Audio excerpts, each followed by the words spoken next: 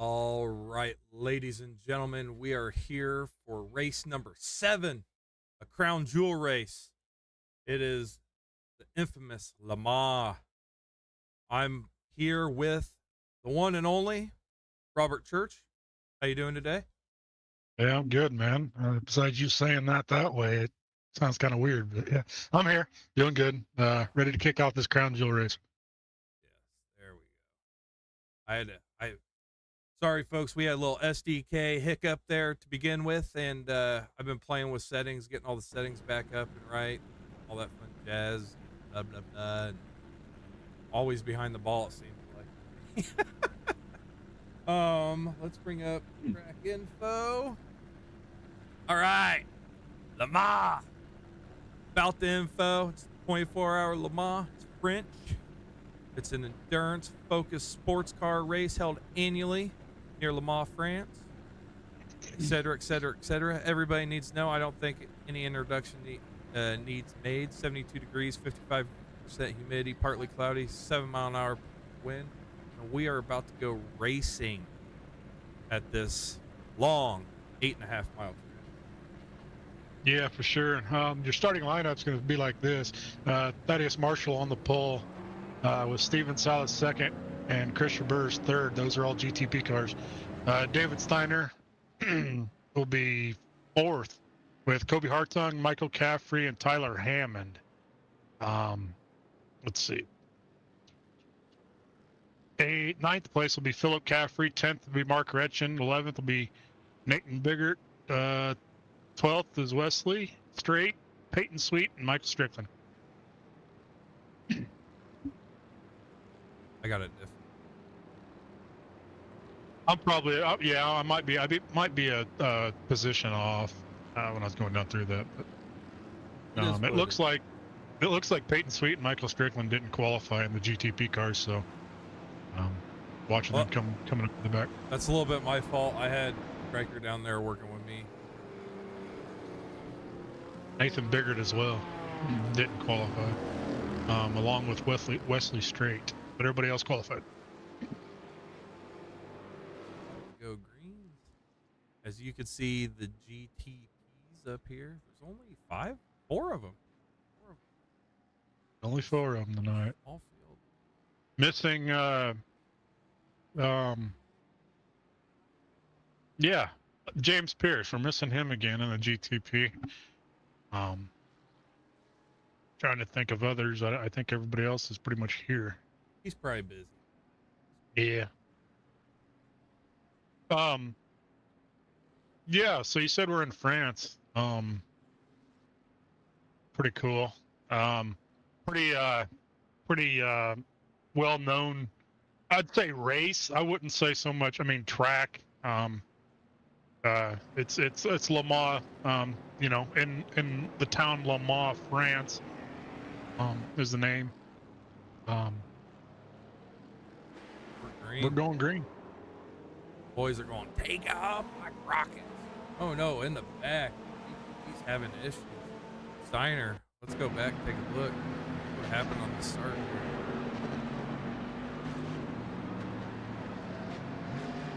Get it all sorted out, boys. Ooh, looks like 21 of Colby got into him right out of the start. What a mess. That is not the way you want to start a race. No, they just got to get it sorted out to the beginning. They'll get in front line here, and we'll be good to go. Steiner's in the back now. The striker up here, Braylon Marshall, by a good chunk of time. Got Sweet right behind him. Right hunting bad.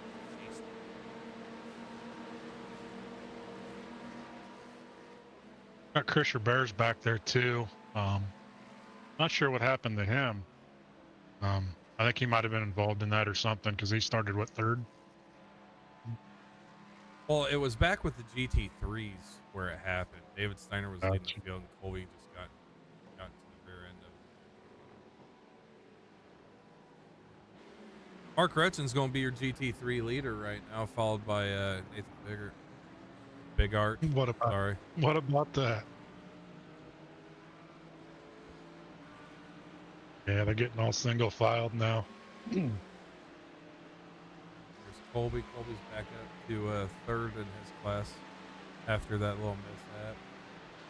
David Steiner's going to sit clear in the back. He's going to have to calm down, pump the brakes. I'm sure he isn't happy right now, especially starting in the lead, of all those cars. I mean, that's a rough way, but he's, as you can see, he's not terribly far behind the field. He should be able to reel these guys in and start working on them. He's just going, unfortunately, he's going to have to earn it a little extra tonight. Yeah, this is a pretty long track too. I didn't think it was this long until I realized and seen it. It's an almost 8.5 mile track. It's crazy. 8 miles, and this is a crown jewel race, so we have 90-minute race tonight instead of 60. So we got an hour and a half. So right. If you're ever going to have an instant like Steiner did and Colby did out of the gate, you want it to be unfortunately at a crown jewel race that's slightly longer. It's Peyton Sweet spins it around. I think he locked up the tires or something going into the corner and just spun it. Following him, he's carrying a ton of speed, slowing down a little bit, braking a little bit. Oh, yeah, a little too much brake. Kept it off the wall. Yeah, he kept it off. He didn't hit anything, but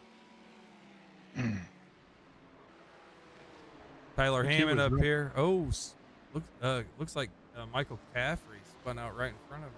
Maybe that's Colt Caffrey. No, it's Michael. Yeah, Michael Caffrey. Yep. We got Tyler Hammond here. Normally, B&B's out there watching him, rooting on their grandson. He currently is sitting fourth in the GT3 class at White Kraken Porsche. Is Porsche is the correct way of saying it, right? Not Porsche, I believe, yeah. Nathan Biggert takes your lead away from Richard. He's going to put the back on cruise control.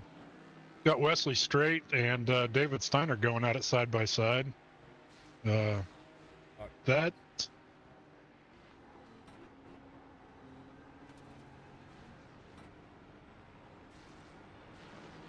Well, they were. It happened so fast. Wesley Strait being pressured right now by Caffrey. No, it's okay. Yep. So when Michael Caffrey spun there, it looks like he lost his rear spoiler. So not sure what that. I remember last time this happened to somebody, we really thought the handling of the car was affected, but found out later after the race that it really doesn't affect the handling of the car all that much. So yeah, it's Chris Roberge. Yeah. I mean, I don't know if there's a difference in the GTPs and the GT3s when it comes to that, but I don't know. He doesn't have a rear spoiler, so we'll see. That is very unfortunate. And either way, we love broadcasting these races. We love watching these guys go. And this race is brought to you by Virtual Velocity Racing. Go over to Facebook, check him out. Hit up Tim Lee. He's the owner. They race every Thursday night, and Caffrey's going to spin out again in the sand, and he's going to smoke the wall head first. That is not good. Is he? That sucks. Ooh. Yeah, maybe it did affect the handling of that car. Yeah. Go over to Facebook under the groups. Type in Virtual Velocity Racing. Hit that join button. Check them out. Last I knew, they had a full house in the Next Gen series on their Thursday nights. I don't know if they've added any more races since, but it doesn't hurt to go over there and put your name in the hat. See if you can get in there. Either way, they'll let you join. You just may not be able to race. We don't know, but having a full house ain't a bad thing. That's good for leagues. Yeah, that's good. Thaddeus Marshall is your leader in the GTP right now, and then Nathan Bigart is your leader in the GTPs currently. So. Colby Hartung's hot on Nathan's heels right now, reeling him in, pulling down some fast laps. I mean, what a recovery from getting into Steiner. Steiner's currently up the third right now as he's worked his way through the majority of the field. He has to just hunt down Hartung and bigger, and he's currently 7.2 seconds behind him. So I mean, he has his work cut out for him. Yeah, for sure. Watching this battle with Philip Caffrey, Wesley Strait, and Tyler Hammond. They're bumper to bumper. So All three of them. He's in that Dominate Ferrari, Philip Caffrey.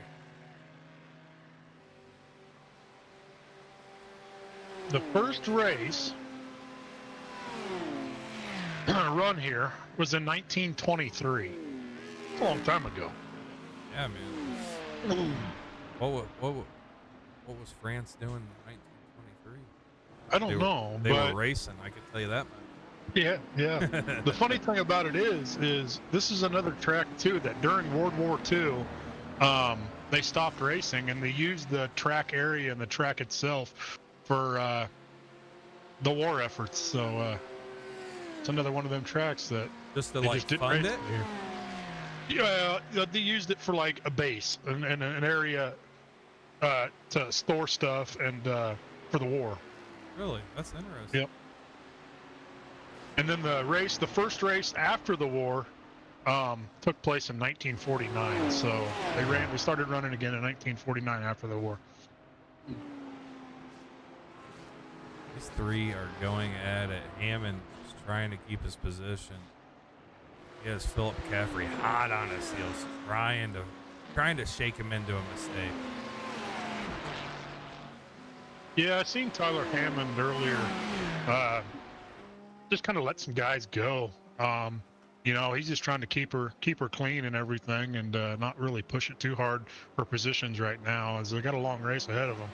I seen him let 2 or 3 guys go by, and they appreciated it. So just keep an eye on Tyler, because gets closer to the end, we'll see him start running. Good. He will, man. He doesn't make many mistakes. He's actually really solid road course driver for his age, and he doesn't get. He just kind of, he doesn't. You don't really see him get too aggressive. He lets these guys run their race, and before you know it, when they make a mistake because they're racing hard, he just drives right on by him. Peyton Sweet off the track. Just came back. See what? Watch it. Comes in a little too hot, and he spins her again. He's going to go through the sand. He's going to get her line back out, get it back. Your top 3 for each class is Thaddeus Marshall, Michael Strickland second, and Steven Salas is third in the GTPs.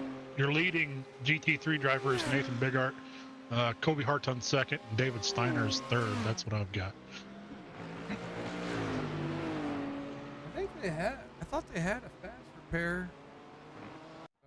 Guessing Caffrey decided, Michael Caffrey decided I ain't gonna use it. Looking here.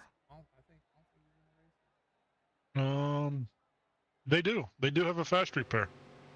Yeah, I wonder why. Just jump to the pits, get that. I think you can click your fast repair before you tow to the pits, and by the time you get there. Well, you know what? I didn't think about this. He might still be towing too. I mean, this is an 8-mile track. Exactly.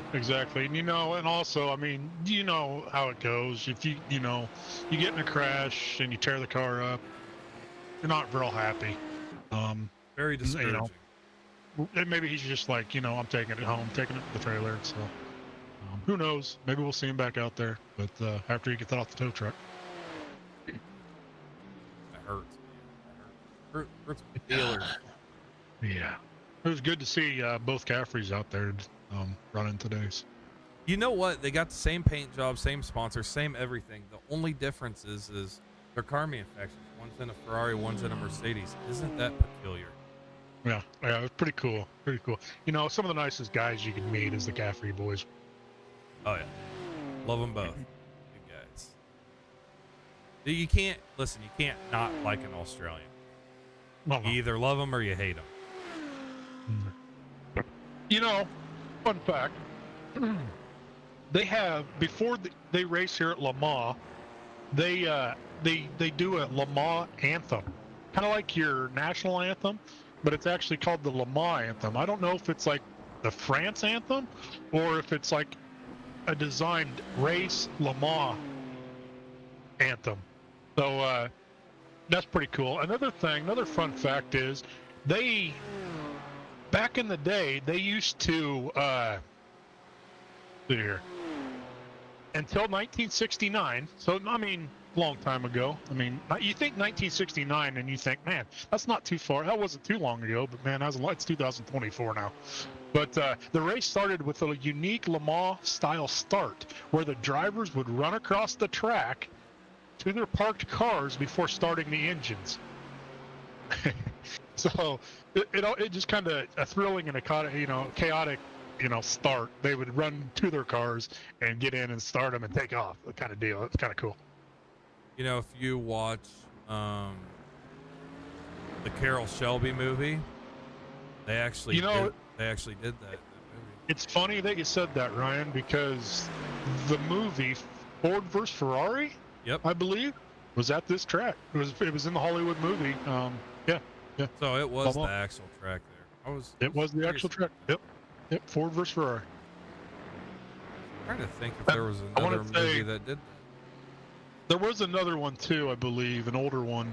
But the Ford vs. Ferrari, I believe, had Matt Damon and I want to say Christian Bale in it. Yep.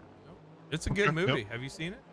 I haven't seen it. Now that been to this track and stuff and everything, I might have to watch it. Hayden Sweets is all over the place. That poor guy's struggling. Michael Strickland, and he's hauling Salas behind him. Salas hot on his heels in that green, pink, and yellow machine.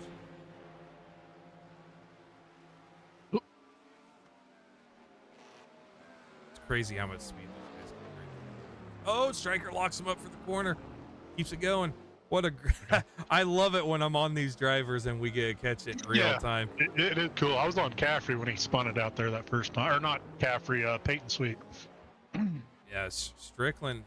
I don't know how their front bias work or their brake bias works on there, but he has a ton of front brake in that thing because his back wheels didn't lock up, but his fronts definitely did. Yeah, it must have a lot of front bias to these cars in the initial start because watching those guys kind of get on the brakes and spin it out or whatnot. So I'd be moving it backwards.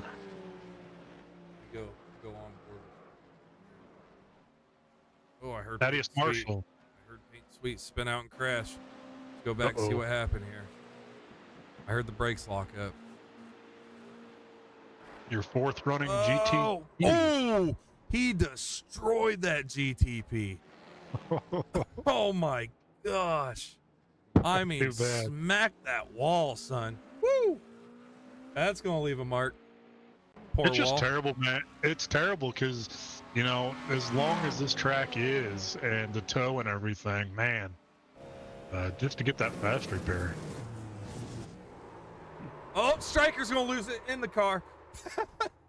I was going to say you could look in the rear view and see Salas pressing Strickland, and as I jump into Strickland's car, he spins out. He's going, after this, he's going to come up to the broadcast booth and be like, listen, don't put the camera on me. Don't put the camera in my cockpit. I don't want any of your bad broadcast juju. Yeah, he was running second. And I guess he still is running second. So we'll see if he can rebound here.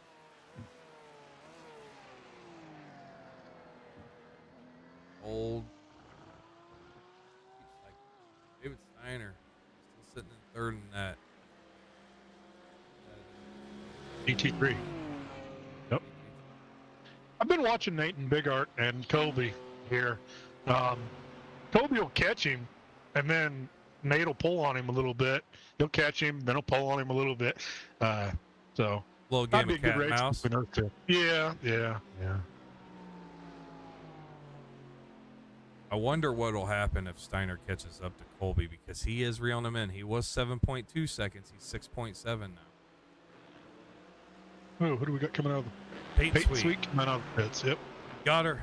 Did he get her fixed? I believe so. Oh, yeah. It has a front end on it, so it's definitely fixed. So, I mean, he blasted the wall, dude.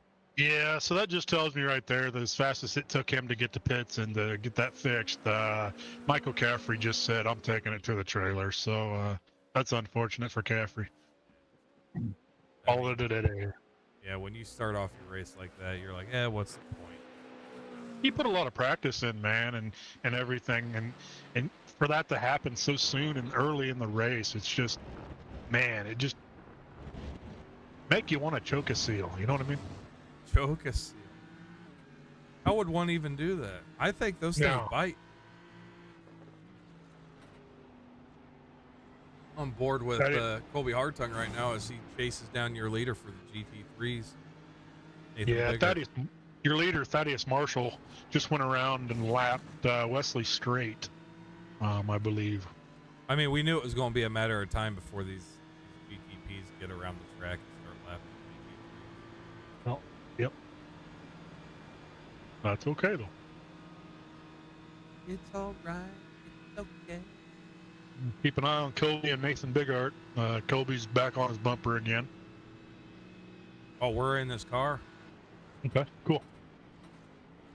I think he used Nate's indicator brake lights there when he slowed down. Slowed.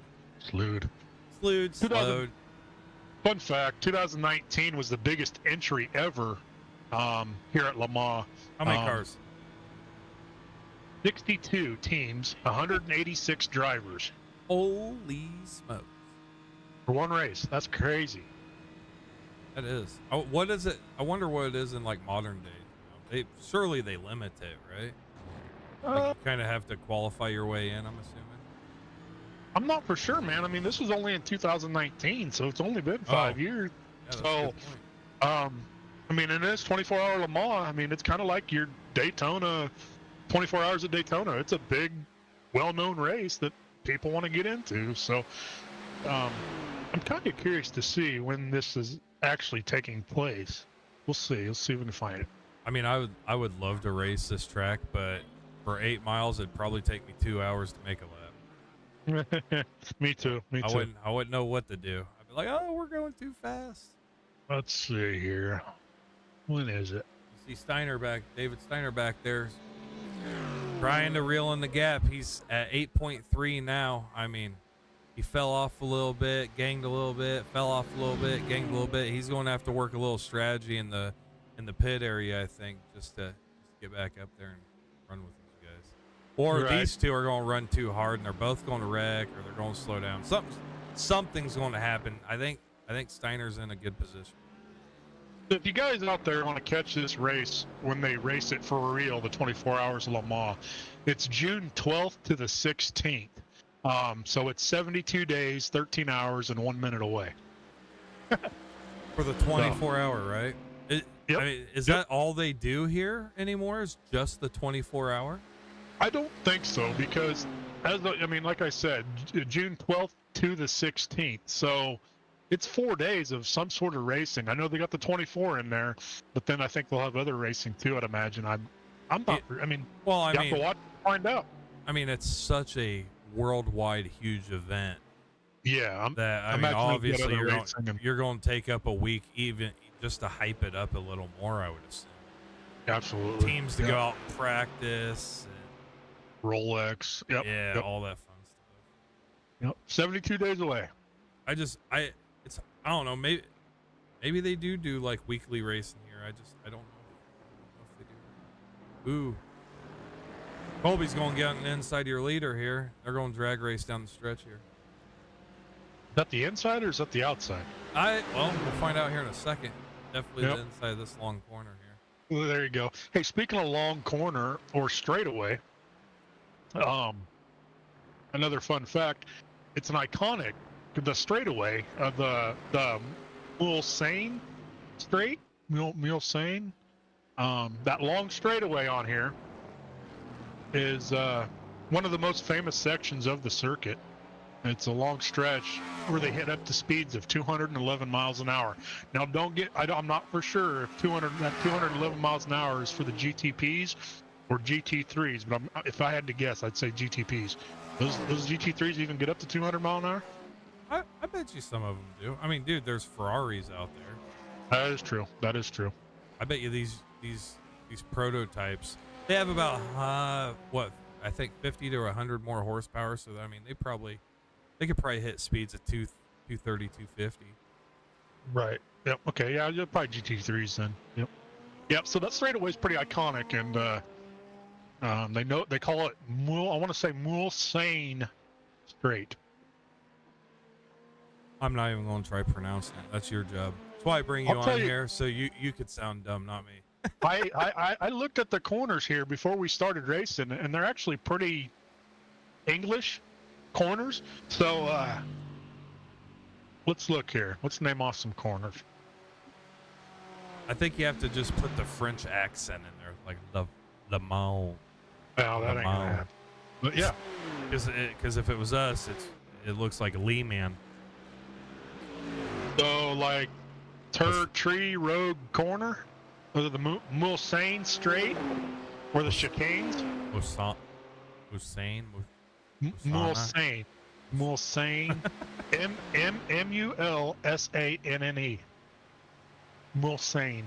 Yeah. And then you got the chicanes. You got Indianapolis Corner. You got Arnaud Corner. You got the Porsche Curves.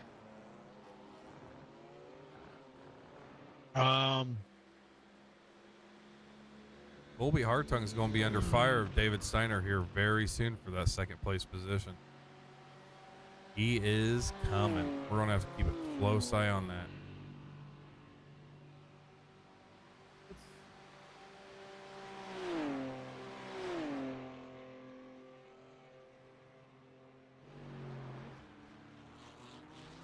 Thaddeus Marshall's your leader in the GTP, followed by second place Steven Salas, third place Michael Strickland, fourth place Christopher Burge, and fifth place Peyton Sweet.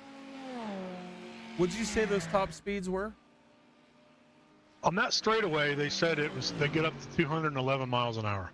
Okay, so that has to be for the GTPs because Steven Salas hit 208 as a as a top speed, and the fastest guy for the GT3s was Colby Hartung at 184 miles an hour. Okay, the GTPs, yep, it's awesome. And between those top three of the GT3s, between Nathan Bigart, Colby Hartung, and David Steiner, on their last lap, Colby Hartung ran the fastest lap with 3 minutes 59 seconds. 3 minutes 59.30. Nathan did 3:59.43. David Steiner did 4:01.41. So he's a smidge off the pace. Crazy. How big this track is. I never would have thought. Pretty cool. Michael Caffrey going around, not John Hammond, Tyler Hammond. I apologize, Tyler. I know you're old man out here. You can't cut the fuse with you. Tyler's running. He's a lap down, along with Wesley Straight, the only two on the track. Those two are the only lap down cars. To the GTP. They're not allowed down to their own. No. Nope. Just GTPs. You know, this, I wish we had more cars out here. Ooh, Wesley Straight with an accident. Let's go back to the Yeah, we got Mark Retchen in the pits too. That car's just wrapped out. He taps the brakes. Oh, man. Oh, he just tore in the back end of that car off. Oh. Ouchie. These guys really struggling in that area. Wesley Straight in the pits, yep. And Mark Retchen. I'm trying to watch Mark here and see what he's doing. Look at that. The whole back of that car is gone.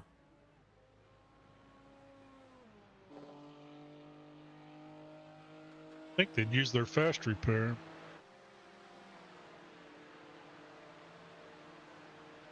Bum, bum, bum. We'll keep an eye on that.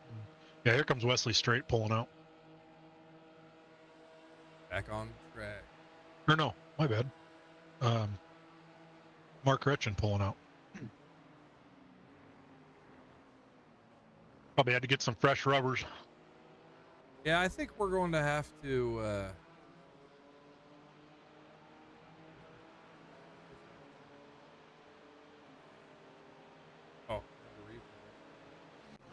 My apologies. We're back to live race.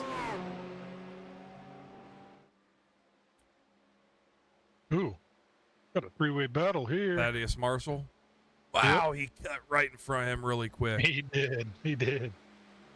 You think that was a, hey, man, get out of my way, or that was just, I need this line? I got to get by you guys type of deal, yeah. I got to go.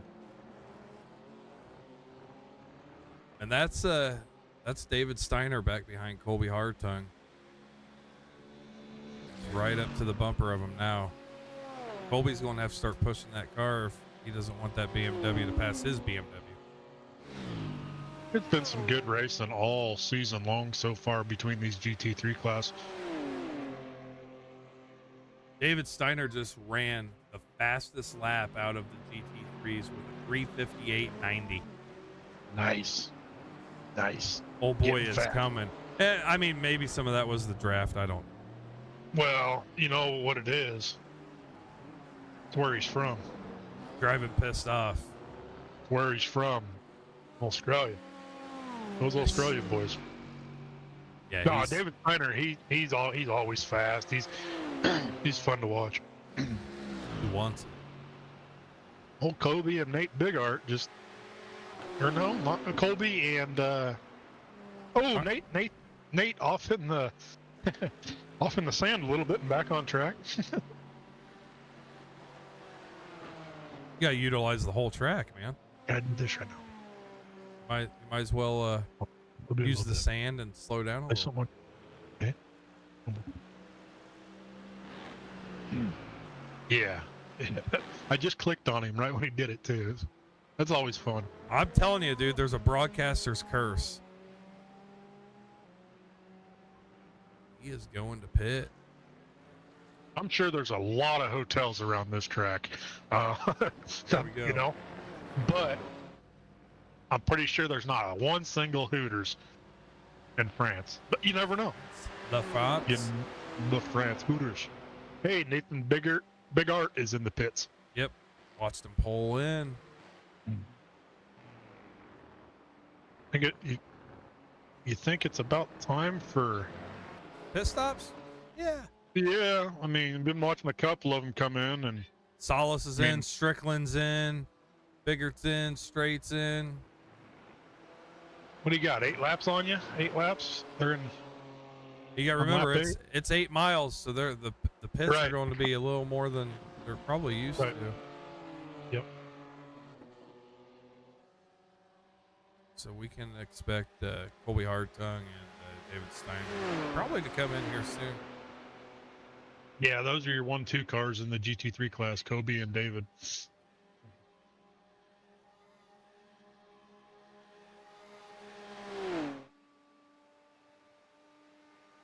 Thaddeus Marshall got a 42-second gap over second place. Christopher Burrs. That's a bit of a gap. Christopher Burrs is second. Well, we're still doing pit strategy, right? Yeah, I don't think it's showing up right on my deal. It's showing me that I've got Steven Salas second, Christopher Burrs third, but it just maybe hasn't updated yet. Possibility. Yep. Possibility. Yep. Let's see if we got some more fun facts. We did that one. Are you still live as a question, or do you have to hit the fast forward? I'm live. I've hit it a couple times. Let's see. It's still showing them. Still showing her Burrs third. Let me see.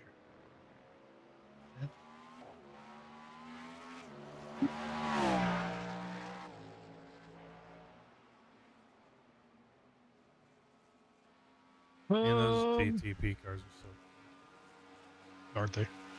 There is a Le Mans.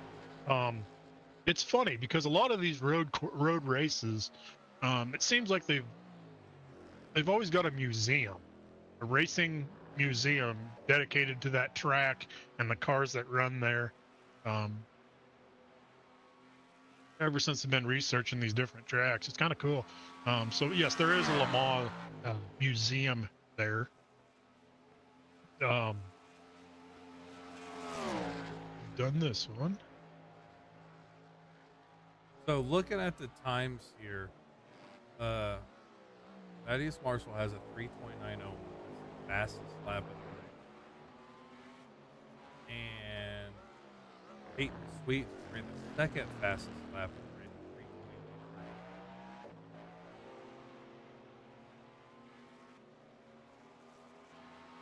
You want to hear a really cool fun fact? Like probably, well, I've got two of them, and that's about the only fun facts I have left. So I left the best two for last. Hear it. Not sure how this goes, but this track, it says it consists of both permanent track and public roads temporarily closed for the race. That's interesting. Isn't it? Yeah. What happens on like your day to day if there's a car leaking oil? They go around the track, make sure it's all spotless, or what?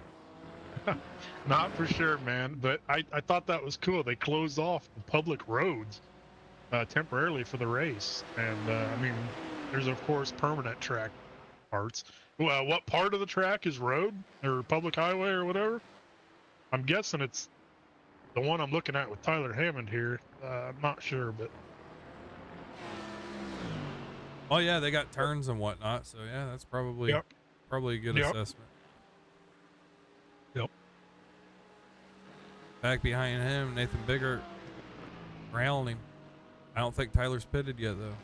Tyler's probably on a different fuel strategy.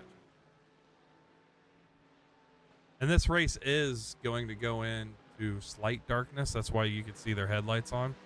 Let's jump in Tyler Hammond's start. So you can kind of see the sun starting to go down a little bit. You can see the headlight glare just a little bit on the track, as it's going to be more of a factor as this race goes on.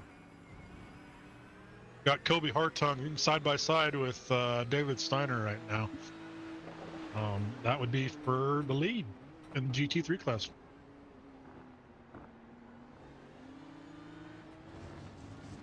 Colby slams the door on him and takes off.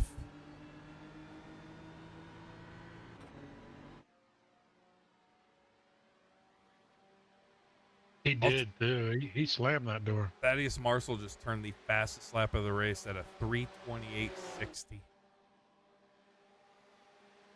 What a heater. 3:28. Yeah, he said he qualified at 3:26. So, yeah, he's flying. Right now, David Steiner had the fastest lap out of the race, 3:58.70. Thaddeus Marshall still has the fastest top speed at 2:08 for the GTPs, and 182 will go to David Steiner as he jumps on the inside of Colby Hartung. This is going to be fun. Ooh, Colby gives him another tap. Give him a little bump saying, "Hey, I'm here." I don't know if these two are vibing right tonight. Yeah, Kobe gets over the radio and says, "Hey, now." He must have came down on Kobe. Well, in all honesty, Colby kind of deserved it after that start. Yeah, the start. Yeah, but I was thinking here just a minute ago, he slammed the door on David, so David did the same thing right back to him. Yeah, just a couple little love taps here and there. As long as they don't wreck themselves. A little rubbin's racing, right? Eye for an eye. Yep. I do to you what you do to me.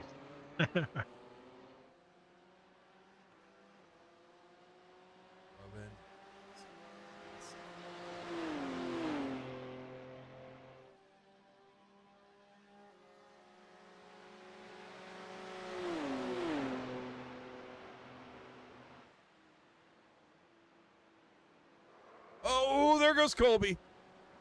No. Didn't loop her completely around, but slid enough in the sand to kind of straighten him back out, and he gets back on track. He's going to lose a little time here, but he's going to get back on it. In third place is Philip Caffrey right now in the GT3s. He is currently 41.9 seconds behind the leader of Steiner. Good for Caffrey. That's a good run so far by Philip. He's a beast.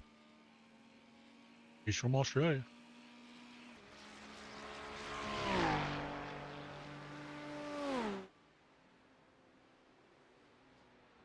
Lights on the track are coming on.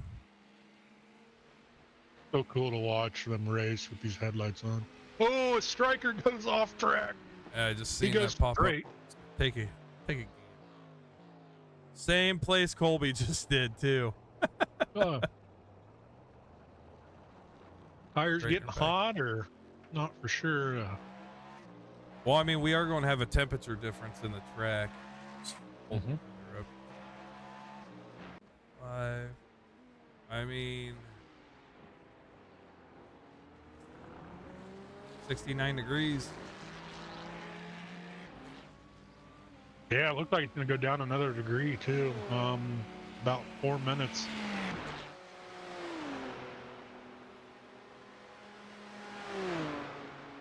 Tyler Oh, my Hammond's bad. back here fifth. I believe that's the air. That's the air temperature. Yep. David Track temperature Steiner, 73. your leader for the GT3s. He reclaimed what was rightfully his to begin with in his eyes. In my eyes, too. I mean, he got spun out. I feel.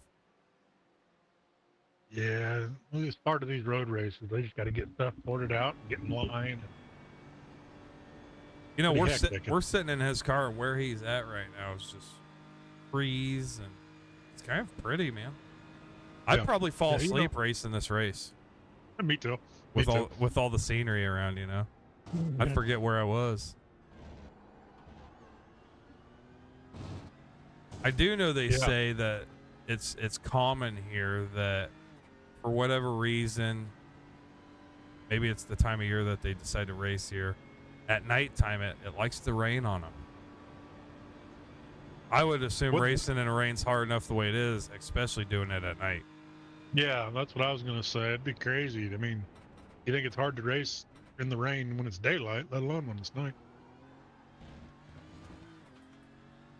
Hey, this is a highway because I just seen some businesses back there with those signs. And you can see the road signs. Yeah. In the business. Compromise. There was one with like a horse on it. I think that's a hotel, my friend. Yeah, that's right. There we go. I knew they'd have a lot of hotels around here. Well, I know where, if I go to Paris, I know where I'm booking my hotel at in July. Thaddeus, your leader, Thaddeus Marshall's in the pits. Yep, we're on him. Solace out here. He's going to try closing in that gap to that leader. He's over almost 2 minutes behind him. Not seconds, minutes. See if he catches some ground here. You don't need to. I don't know how fast our pit stops normally. They're averaging 56, 47, 32, kind of all over the place. But 56 looks like the longest planned pit stop. That was by Chris Roberts. I'm talking about night racing now. When these guys, and you can see it here Strikers with Michael Strickland. Flashing, letting the GT3 know he's coming. Mark Gretchen. Yeah, that's so cool. It's funny that we were on the same page. Yeah, it reminds me of you know, when you drove semi, those guys would flash their headlights and say, "Hey, you can come over into in front of me in my lane," and then they flash their taillights, letting you know, "Hey, thank you." Well, yeah, it's a depth perception thing. When you're pulling a 53-foot trailer, you know, you can't see where the rear end of it is for the most part. Right. It's so cool. It's, you know. That is put down a 44.73 second pit stop. So Solace will get some ground, but not a lot. Okay. Right now, you can really see him reeling in. He's about 44.1, 43. And it's going to stop at 43. So from a minute and a half to less than a minute. Not too shabby.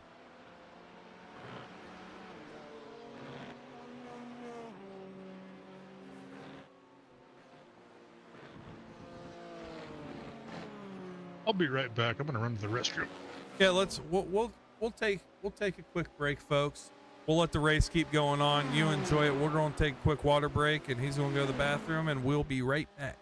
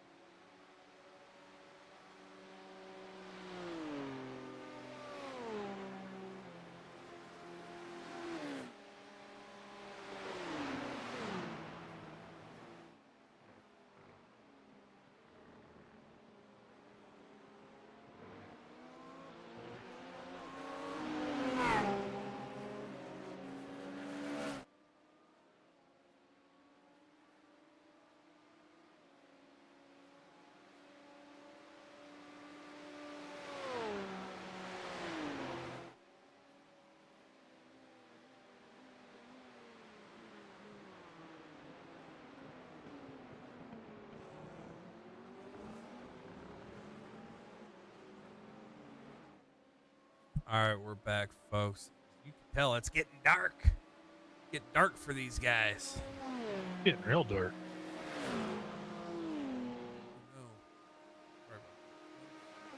Hit the wrong button. Mark Gretchen had a crash. We're gonna go back and take a gander at this. Oh, he hit the grass there, got a little loose.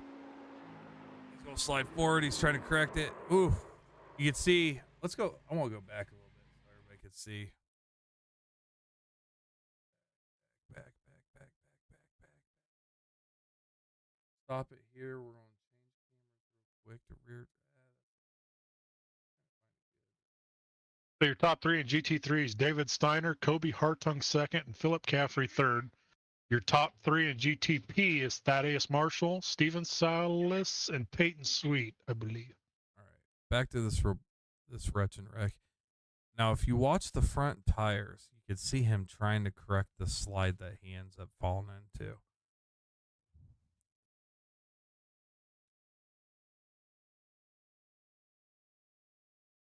So he's gonna hit the grass. You could see him counter steer right here. Then he's counter steering back the other way. Now he's counter steering the other way. Lots of wheel action here. He's chopping this thing around. Yeah, as you were looking And at it that, loops. I believe Peyton Sweet went around Steven Salas for second place. So I'll put Peyton Sweet into second and Salas into third. GTP. We're on Peyton Sweet right now.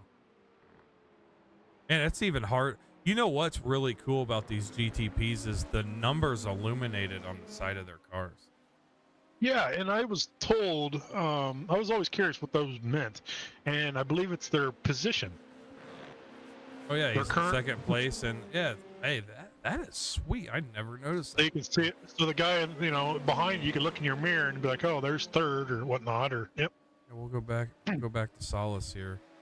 When he comes back around the corner, he should say 3. Yep, 3 right next. Nope. Strickland. We get a good camera view of him. You see,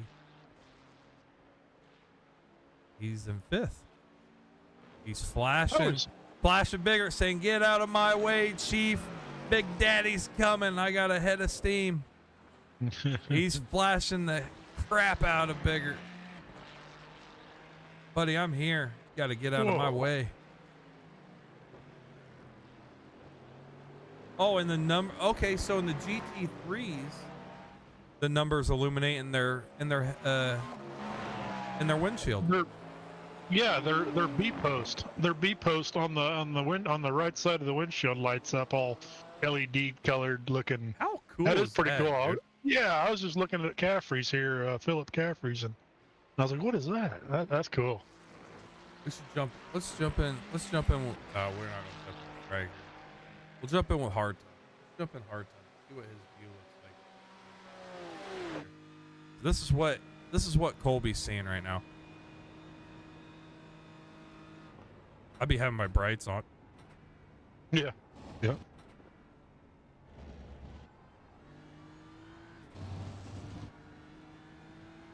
we approach 5 till an hour, we're going to have 30 minutes after that for these guys to give them everything they got.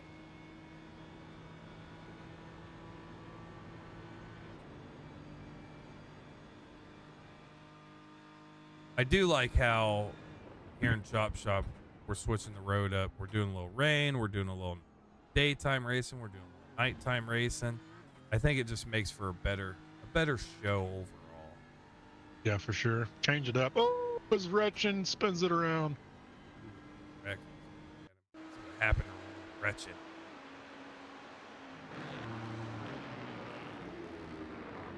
Them rumble strips will really upset the car. Fortunately, he went around and no one was around him, and there's no walls or anything that he even came close to. He's going to turn it back around, get back going. Let's look at these.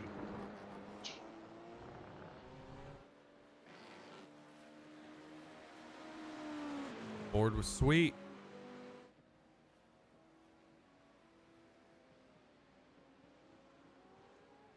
Sweet is reeling in your leader.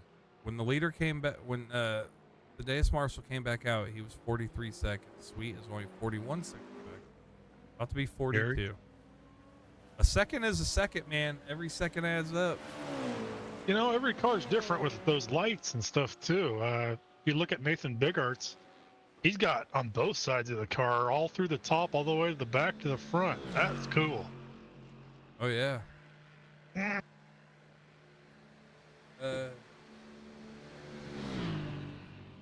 look at Wretched and see what Wretched got going on. You can really see inside his car, but you don't see any extra added lights along the outside or anything. Yeah, GTPs too. They're not really all that lit up cool. Like, I do like Tyler Hammond's taillight, one big line clear across the back. Yeah. We're like kids at Christmas here, just looking at all the pretty lights. BMW, he has, like I said, headlights and fog lights. Yep, like Christmas lights. You got Kobe Hartung in the pits. And Steiner. Pitted And Steiner. together. Your top two in the GT3 class. Who's going to get out first? Your leader out here doing his dominating lead here.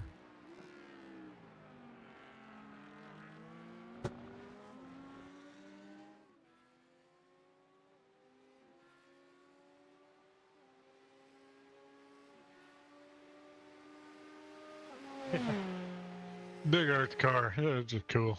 It's cool when it's all lit up like that. It's different, isn't it? Yeah, you ain't gonna miss him. You can definitely tell where he's at. And here comes Philip Caffrey to pits.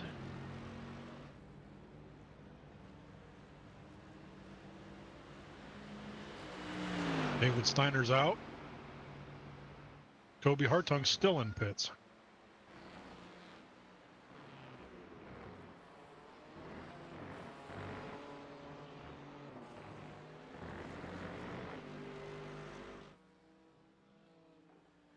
That is cool, man. I don't know.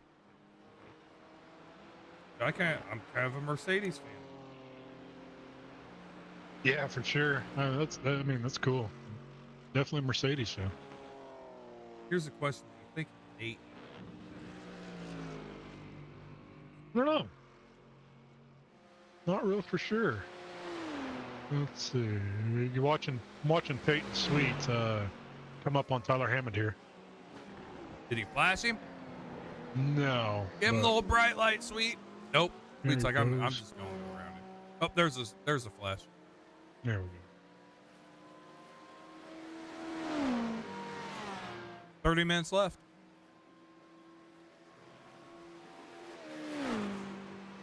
Technically, it's like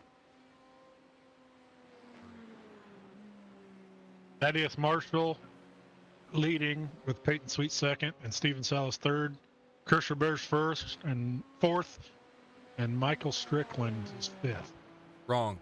It's Marshall Salas Sweet. Marshall. Huh. Yeah, mine's wrong.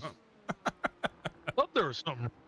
Marshall, Sweet. Oh, Salas. it is weird. I don't know if the timing loop's keeping up, but SDK has him scored Solace at second, but on the side of his, oh, it just changed. It I just was gonna changed. say, yeah, on the side of his car it was 3. Yep. So got Thaddeus Marshall, Solace, and Sweet, your top 3. So they Reberge, I fourth. wonder if they just have one scoring loop here, or if they're like 1 or 2 scattered across the track. You'd think they'd have a lot more, but being as big as the track is, but Right, a lot can change in 3 miles. yeah.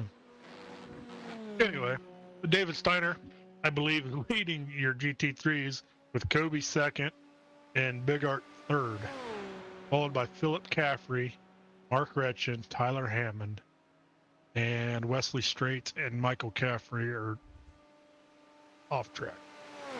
And if you're curious to know how long it takes to go 8 miles in a race car, especially in a GTP, it takes 3 minutes and 28 seconds. That's crazy. And in GT3, it takes 4 minutes. So literally 30-second difference between. Crazy. You know, if a lot of people knew where I'm from and how far Pella is, take you about 3 minutes to get there in a GTP Could you imagine that? Yeah, that's crazy. That's crazy. But in a regular car, the average Joe Blow, 15, 30 minutes. 20 minutes. 20 minutes. Yeah. It's crazy. You don't have to buy yourself a GTP, bud. You get to work really quick. Yeah.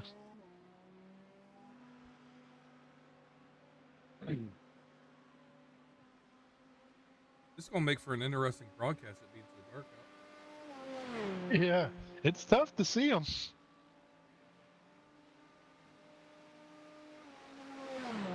Jump in the car. Now that it's really dark. It is. Only certain corners are lit up too. Yeah. Yep. Probably them street lights. For the real roads. Where the real public roads are. What do you think happens if one of these race cars like wrecks in that area and like takes one of those out? You think the city makes them pay for it? Well, I'd imagine. Yeah, make the track pay for it.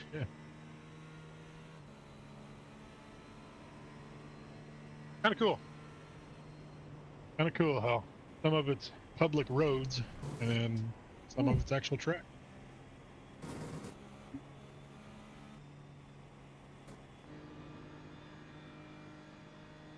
I mean, could you imagine though, like 8 miles of concrete and asphalt to build this track? Like, that's a lot. Dude, I'm gonna tell you right now, I think Nathan Biggart's cheating. How you say? Well, he has those sweet lights on the outside of the car, and if you go to his end car, he literally has a black light inside of it. That's not stock, bro. No, he brought that along. So he could see in the cockpit better. Yeah, dude. Oh, Peyton Fleet around. Oh no. Should he enter pit road? He broke it loose coming into pit road. He just spun her. He's on pit road now. We're good. We're gonna cycle through these drivers. If there's anything interesting. Oh, Caffrey got a little blue light action in there too. Nice. You ever wonder what a Ferrari race car looks like? There you go.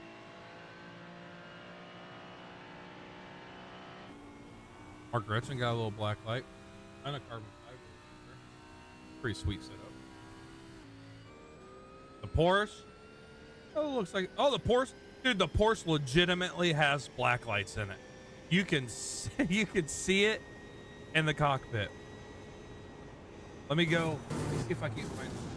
Let's go to the driver. Hit that like that. Oh, can't see it then. But you can see it right underneath the Chop logo, folks. There's literally a black light attached to the roll bar.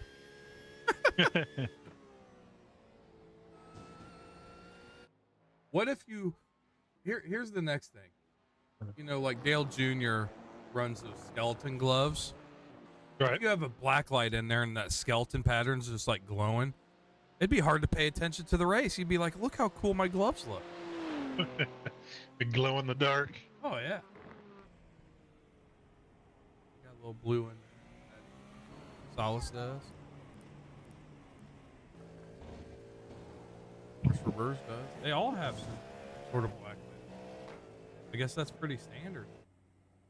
Well, yeah, I mean, you think about it, they don't, as dark as those cockpits are, like in a real car, when it's dark outside, you can't see anything but the gauges. So you'd have to have some kind of cockpit light, but nothing too bright to affect your driving. So a black light. Well, you know, I'm in Steiner's car right now. He doesn't have any lights on. I'm starting to wonder if that's not an option these drivers have in their car to turn on or off.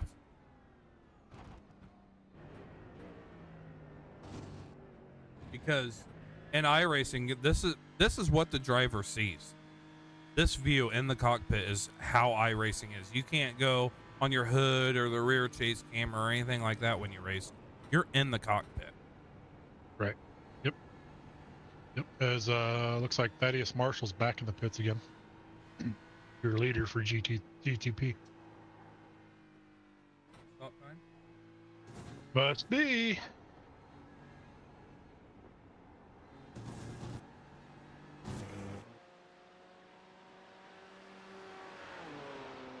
What a cool point. It is. It is. Got Christmas lights and all.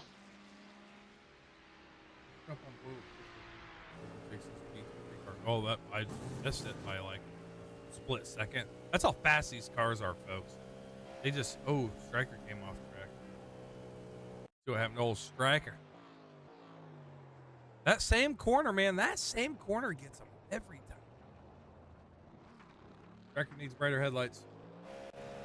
What it is. Yeah, that corner must be something. On board with Chris Roberts. He got the black light rolling. He's wheeling that bad boy. Currently sitting third.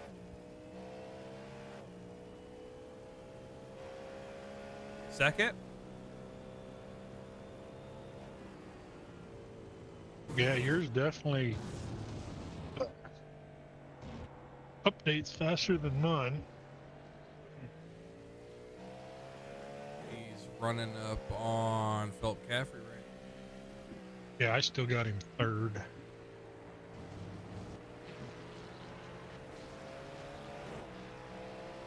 Right around Philip Caffrey, no problem. Real quick, crank that wheel, get on the gas.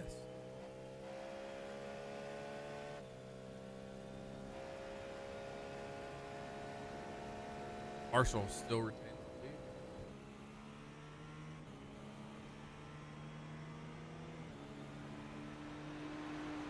Goes right by Colby Hartung.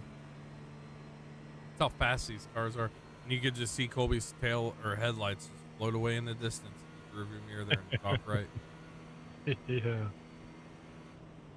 The last fun track fact I have, kind of the best one, I'd say. The champagne shower. You know, Victory Lane, and you know, they pop a bottle of champagne and they spray it all over everywhere. Yeah, it was born here at Le Mans.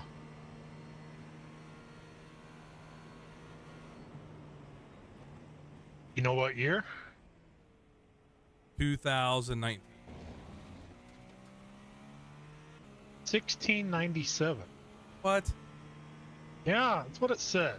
Not for sure if that's real or not, but it says Were American humans driver. even around in that time? I'm just kidding. Yeah. It says American driver Dan Gurney, winner the 1697 Le Mans, is the man responsible for starting the podium champagne shower tradition. What'd they race? Horses? Probably. Carriages, horse and carriage, yeah. But well, it's no. weird. It's weird that they would have champagne back in the 1600s. Yeah, I'm not for sure. You know, that could be an internet typo or something. Could have been 1997 maybe, but 1697 is what it says, and doesn't sound quite right. But anyway, the champagne shower was born here at Le Mans. When he did it, he was trying to recreate a scene from the previous year when the cork accidentally shot out and sprayed the crowd. So the following year, he shook his own bottle, and the tradition stuck. So I wonder if that didn't follow suit for like every great sporting event afterwards. Because Yeah. like Well- even after the drivers in NASCAR, when they don't spray champagne. I guess some races they can, but most. But every race, like they're always spraying something on somebody. Striker back off Right. track. Right. Like the Indianapolis 500, the champagne or the milk spray. I guess they use milk during the Indianapolis 500. We're gonna have to look up what corner this is or stay with Striker, because that guy's went off track more times than anybody in the history of racing at that same spot. Like he's claimed that sand. He's went through that sand so many times, folks. There's ruts, and he's going to end up getting stuck eventually because he keeps hitting the same spot. Let's see.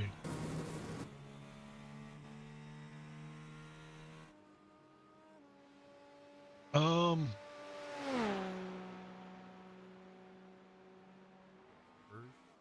can see that black light just glowing on the inside. And his two A-frames got like little lights on it. In fact, Nate Bigger got the coolest lights on the track. Wish I knew what corner that was. Like a Christmas tree going down the road.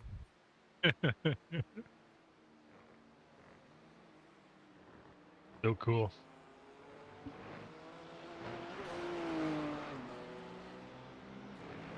David Steiner, your leader in GT3. Thaddeus Marshall, your leader in GTP. Yeah, so Thaddeus and Chris Roberts are the only two drivers in the GTPs that laid down 17 laps. Everybody else is approaching 7. And then on your GT3s, they're at about 15 and a half. They're about 2 laps ahead. Yeah. Yeah.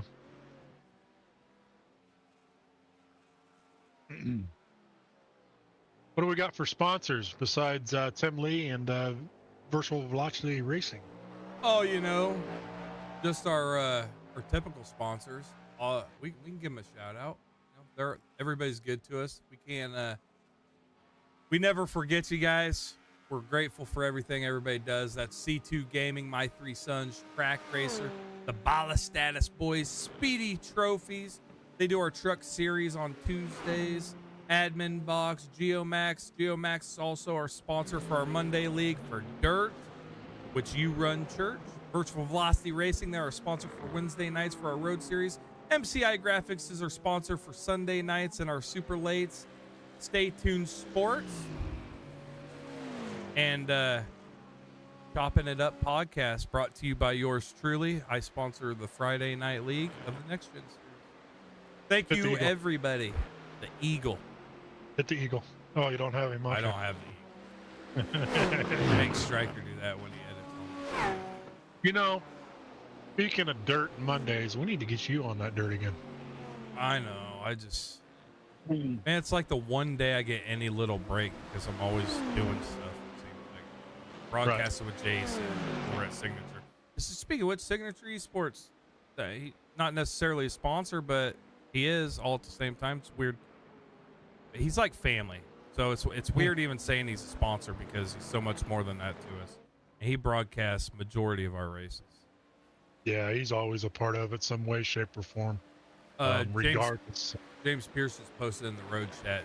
Just got off work. Sad. Ah, man, he had to work late. That's too bad. That sucks, James. Hopefully see you next week.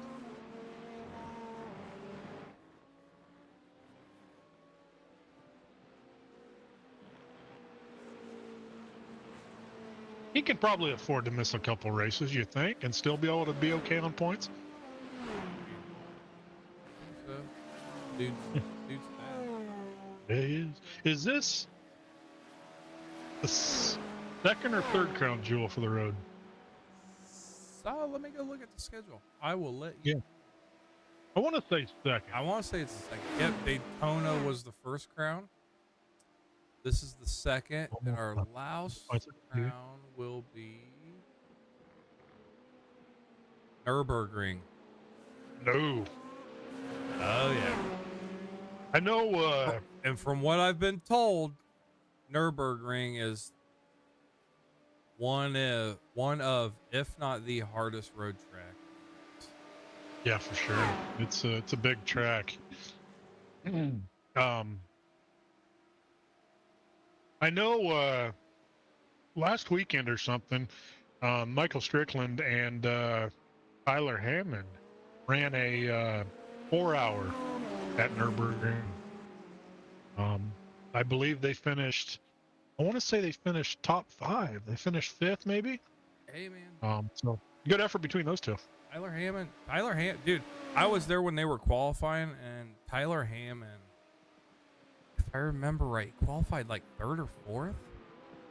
Yeah. He's quick, man. Yeah. He's no slouch.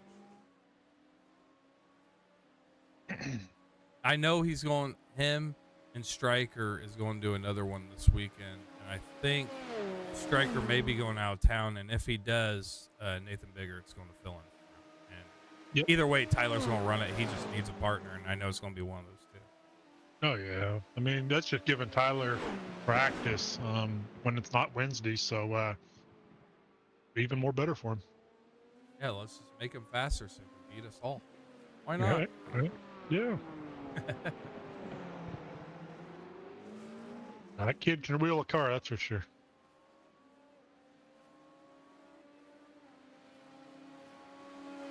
Last lap for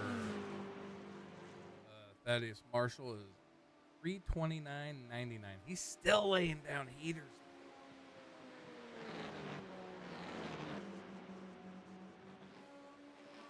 Nathan Biggert's last lap is 3:59.20, and the fastest lap out of all the GT3s is 3:58.78 by David Stein.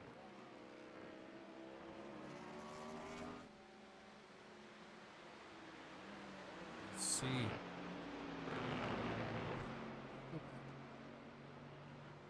Going backwards. As you can see, the difference between Nathan Biggert and Steiner is 1.2 seconds. Not very far back behind him. Lap 12, he was faster. Lap 13, he was faster. Lap 14, he was slower. 15, 16, both faster. So Nathan's catching him. Yeah, he's running second, so we'll see. We'll see what happens. And as he's going into the pits as we speak. He's not going to be catching them no more. No. Scratch that. I was just kidding, folks. Just kidding. It's just a strategy move. As we approach 1 hour and 15 minutes, meaning we're going to be running roughly another 15, 20 minutes, and this race is going to be over. So these guys are probably going to get their last pits done, and as we got a couple of them in, Wesley Straight's in, Nathan Biggert's in. Somebody just came out. I missed who it was, but somebody just came out. Not for sure, but I know Wesley Straight's been in. He's been in for a long time. So. Oh, okay. And Peyton Sweet's out. So he called it quits. We know what happened? Well, it says he went off track, came back on track, and jumped to the pits. So that's about that. What sucks, he had a good run going. Yeah, he was doing good. So it looks like we've got Michael Caffrey, Wesley Straight, and Peyton Sweet packed it up for the day and called it a night.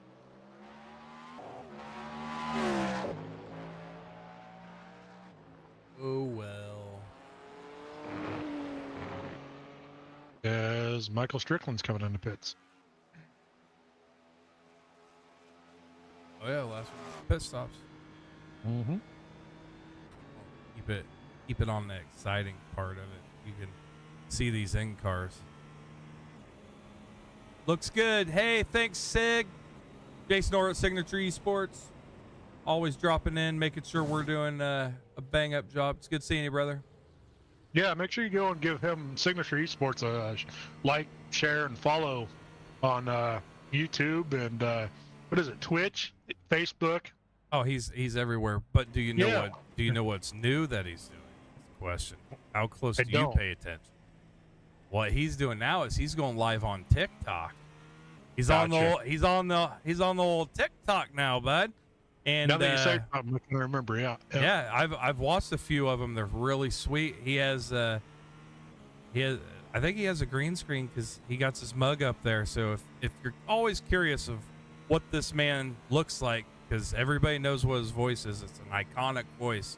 Go over to TikTok, or you can go over to Chop_TV, which is where we're at right now, and you go through the videos. I did a podcast with a guy, which I got to do another one with him.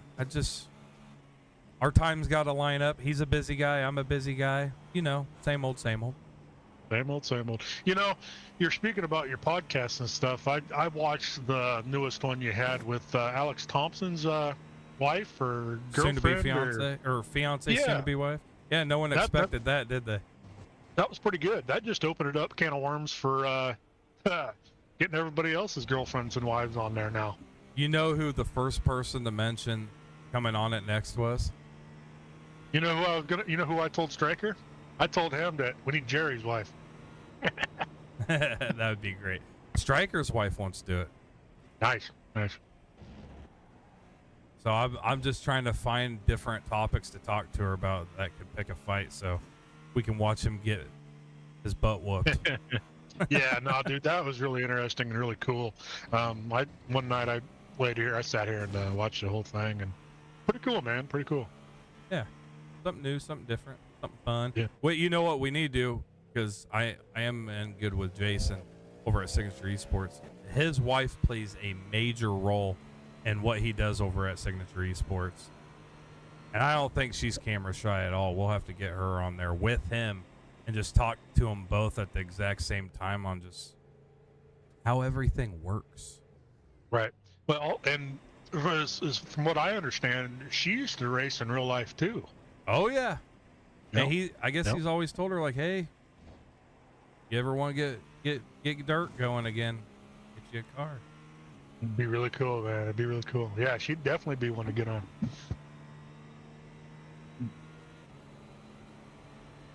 Probably get on here and tell us how we all suck. All the things we need to fix. Robert's coming out pit. So we're on board with Thaddeus Marshall. I believe that's Mark Gretchen he's about to go around. Look how close he gets. He turns out real quick. He's going to cut back over Yeah. nice and gentle. Yeah, Retchen's having a smooth race. He's keeping her clean, just trying to finish her off. Let's go to Gretchen. We haven't. You know, it's funny jumping from a GTP to a GT3. These GT3s are so quiet compared to those GTPs. Right. Less RPMs. And you can see down the bottom of the screen there, he has like a little smart display. Obviously, this is a simulated event, but in real life, that little dash there, just like Indy cars, they can pretty much adjust everything on the car just from the steering wheel. Crazy all the gadgets and buttons these cars have. There's no way. I would order a pizza trying to push all these buttons, figuring out how to turn on my wipers. Yep. Yep. Striker just went off track again. Let's see if it's in the same spot. This guy. Same spot? Same spot. Hits his ruts, Man, comes back on track. Striker figure sucks, dude. Figure out what corner that is. You know what? I'm just talking crap, people. Don't get offended when I say Striker sucks. Me and him have a very healthy relationship. I talk crap to him all the time. However, if there's one thing you can take away from this race, that man is consistent. Off the track. Off the track, consistent. But hey, man, if you're going to do good in regular oval racing, you might as well be consistent on the road and take it off the track every time at the same spot. Same spot. Yep. You know, let's go. I want to go back here real quick in Richard's car. I noticed something here. There is a Ferris wheel in the distance of this. Yeah.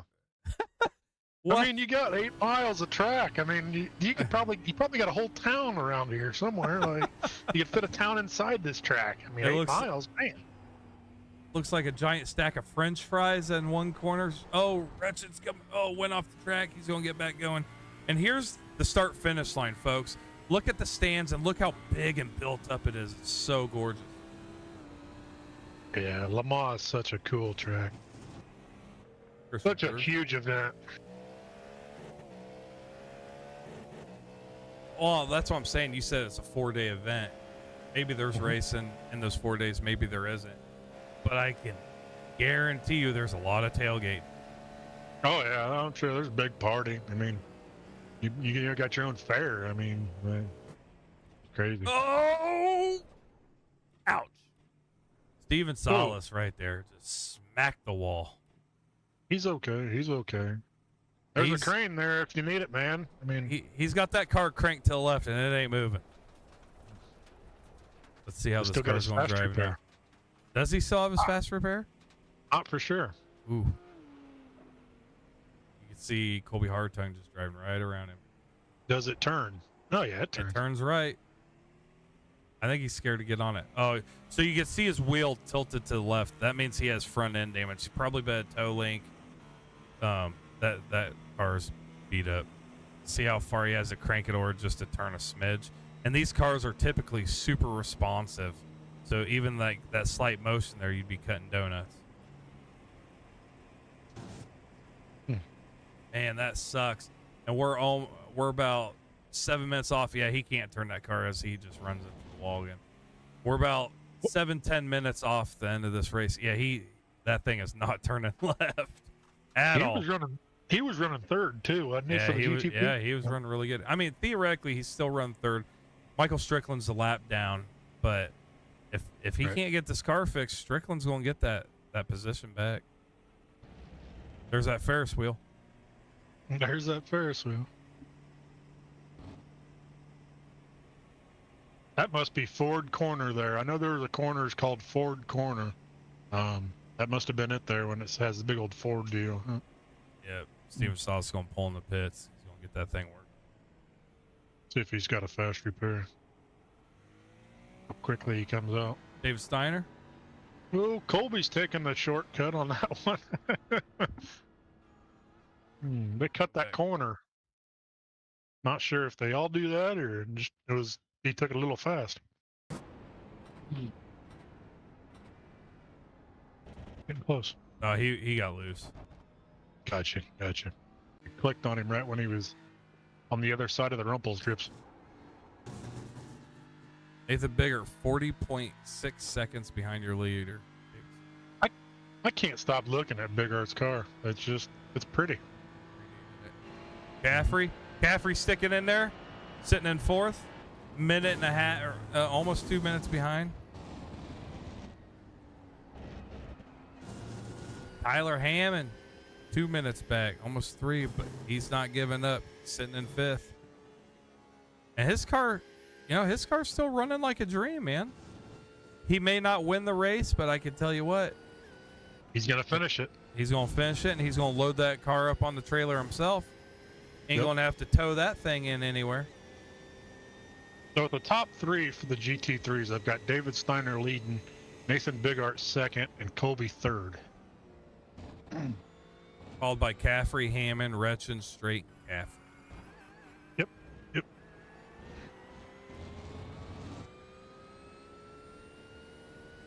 Which is peculiar how Straight is ahead of Caffrey and Straight is 13 laps down and Caffrey's more than 7.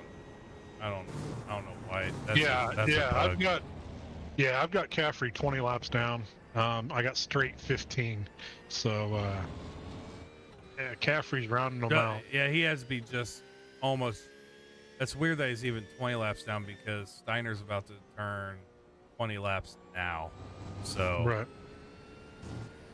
Your GTPs, they're averaging 22, 21 laps. So the GT3 is about 2 laps behind them. Top speed still 208. Top speed for GT3 still 182. See what our last lap time. Christopher ran a 323, or 332.22. Fastest lap the whole race still today is Marshall, 328.60. GT3s, you're looking at fastest lap being a 358.78 by David Stein. Yeah, Salas must have used his fast repair already because he's still sitting in the pits, probably getting it work done. So, unfortunate. It's a shame. That did allow Strickland to get around him for that third place position. As Strickland goes around Hammond right here. Strickland, a man on the move. Let's watch him wheel this thing.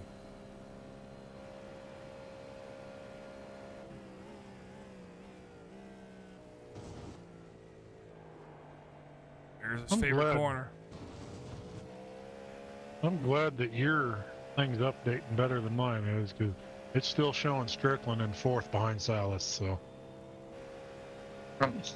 biggest mover of the race, Nathan Bigart, 6 positions. He's your current leader in the GT3s. No, sorry, he's second place. Yeah, he's second. It's showing second on mine with David Steiner still. Michael Strickland with a wreck. Oh, same corner. Breaking news, same corner. Same corner. It is. It's oh wow. So it's right. It's right where that highway part is, right? That we've been talking about. It's right that corner. Yep. What he just did this last time was he tried slowing down a little more, so he didn't run off the track. What's he do? Spins himself out by downshifting too quick. I wonder if the track surface is different from the public roads compared to the actual track they built onto. The racetrack's 71 degrees right now. Outside temp 69.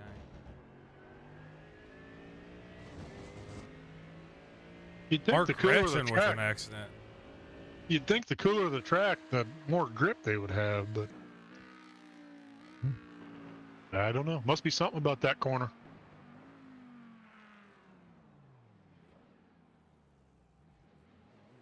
What was that? He just kind of did like a little. So what happens in road? He just kind of stopped and went, and he did actually go off track at the same spot. But what happens is if you go off track too much, you'll get like this flashing black flag that you have to slow down and give up X amount of time for going off track, blah, blah, blah. And he actually just came to a stop in the middle of the track, and I believe that's what that was for. Yeah, kind of like cutting the track. You cut the course, you got to give back that couple time. seconds. Yeah. Forward with Nathan. He doesn't hit the sand. He keeps her going.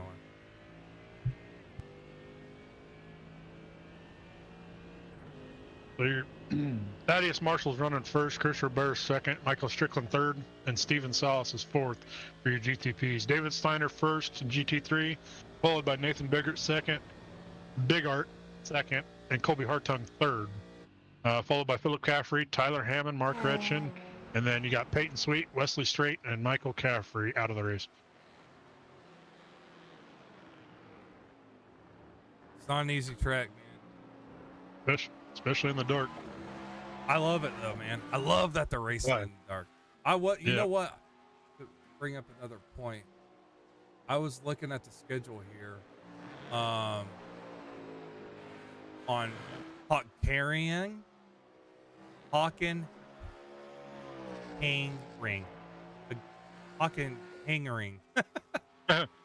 Hungarian? No, not Hungarian. No, it's Hocken. Heinrich. Okay. Hockenheimring. Yep. It does say race possible edition. Oh, cool. Then down Watkins Glen in May, possible edition. Any of them in the dark? They don't really have timestamps, so I think that's something that's kind of decided later. Give me 1 second. Give me 1 second. My daughter just fell asleep. We got this. We got this, folks.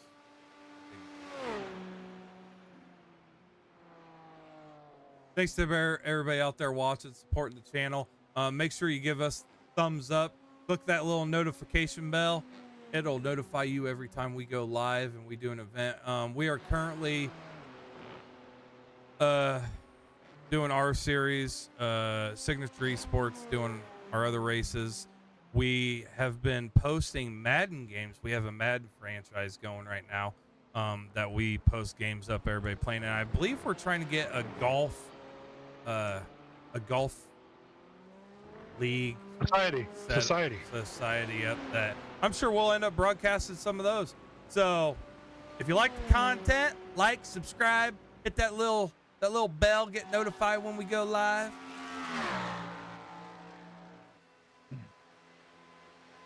Yeah, for sure. Make sure you go over to the VVR and Virtual Velocity Racing and give them a like, follow, watch their racing, along with Signature Esports and Jason, his broadcast. Give them a like, follow.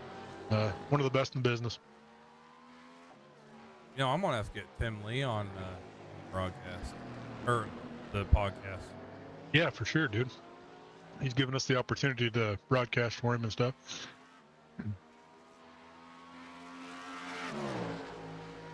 We talk about him all the time. Nobody can put a name with a face, so yeah, you definitely have to do that. I need to write it down. Dude, the waiting list is still long. That's good though. It is. Not bad. It makes you not have to worry about what am I going to do next. You've got a list of people that, and you know, you did, like I said, you opened up a big thing there by doing the fiance, to opening up doing other people's fiancés, girlfriends, wives, you know, the behind the scenes people. Well, and when Kyle Larson accepts my friend request on iRacing, he'll be next. Yeah, and I'll be with you. Kyle, if you're watching, if you're one of the 3 sure. people watching the stream, brother, hit me up. Do a podcast. You know, somebody else we need to get on there is not for sure if he signed up or not, but Retchin. No, Retchin didn't sign up. Retchin's a hard cookie to crack. He is. He's like a fortune cookie.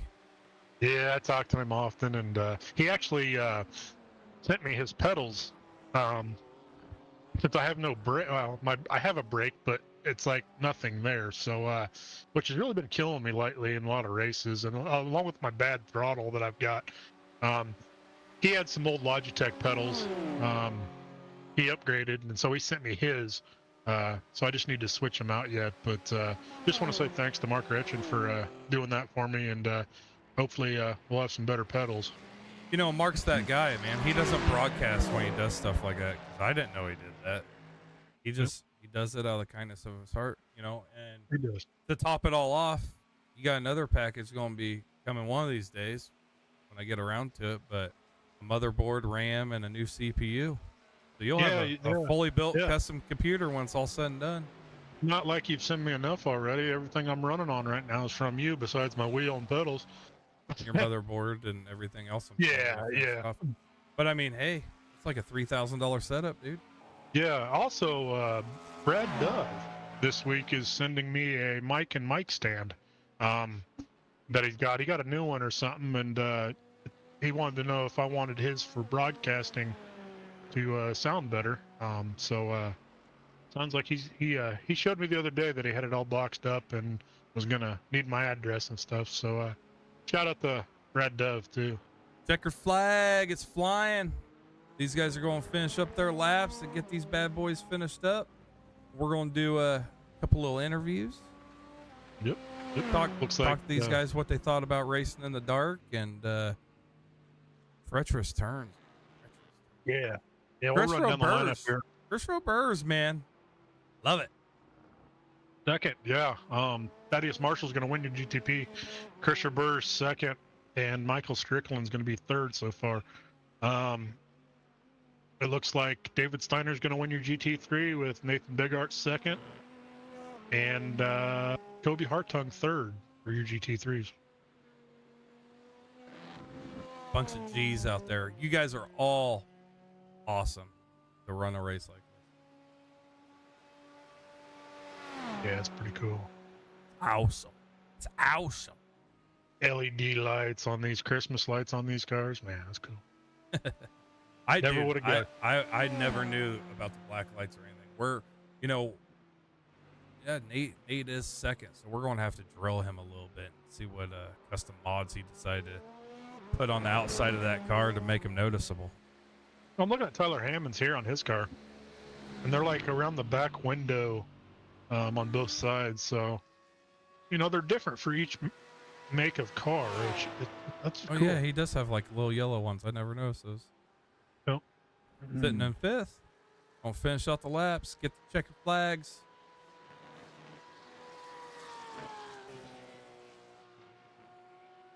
Thaddeus Marshall's going to win your GTP crown jewel, with David Steiner winning your GT3 crown jewel. These guys are flawless, dude.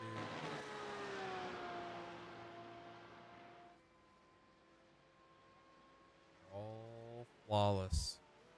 Got Hammond needs to finish. Wretched needs to finish. Mostly straight won't. Steiner should. Bigger should. It's weird how when the checkered flag comes, how each driver finishes the race. I think it's like when the time's up, then you got to cross that start finish line regardless of where you're at on the track. So if you literally just passed the start finish line and the time just came up, you still got to run that whole entire lap. I don't know if a car gets around you before you cross that line, if they get that position since the time's up, but I think that's how it is. Right. It's kind of crazy because I mean they might have finished the race already, type of deal, All right, folks, we're going to do we're going to step away. We're going to get these guys set up, get ready for some quick little interviews, and we will be right back.